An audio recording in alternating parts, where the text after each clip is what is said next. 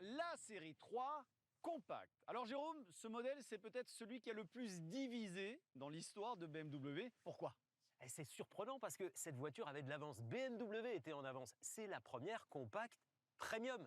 Mais esthétiquement, elle a un peu choqué. Pourquoi? Regarde, de là à l'avant jusqu'à la moitié de la voiture, Tout va bien? tout va bien. C'est la même chose que la berline E36 de l'époque. Ouais. Mais à partir de là jusqu'à l'arrière, on a un haillon et 20 cm en moins. Et on a un peu l'impression que c'est deux voitures en une. Cette voiture, elle perd un peu de l'équilibre de la berline. Ça a choqué la clientèle traditionnelle de BMW de l'époque.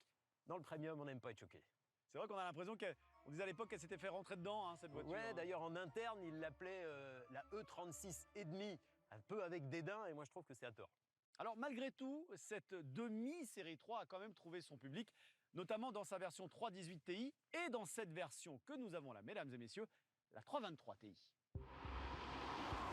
Bon alors oui, effectivement, cette série 3 compacte a eu ses détracteurs, mais elle a retrouvé ses lettres de noblesse avec cette version 323 Ti. Pourquoi?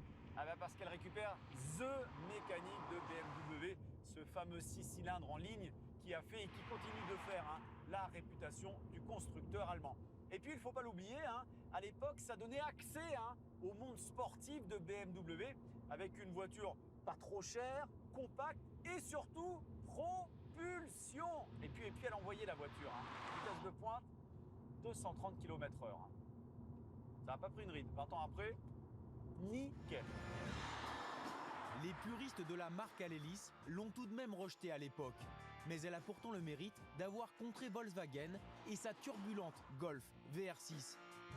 Et avec le recul, ce vilain petit canard est devenu attachant car il a démocratisé l'esprit BMW et ouvert la voie des compacts premium sportives qui perdurent toujours aujourd'hui avec justement cette nouvelle 128 Ti.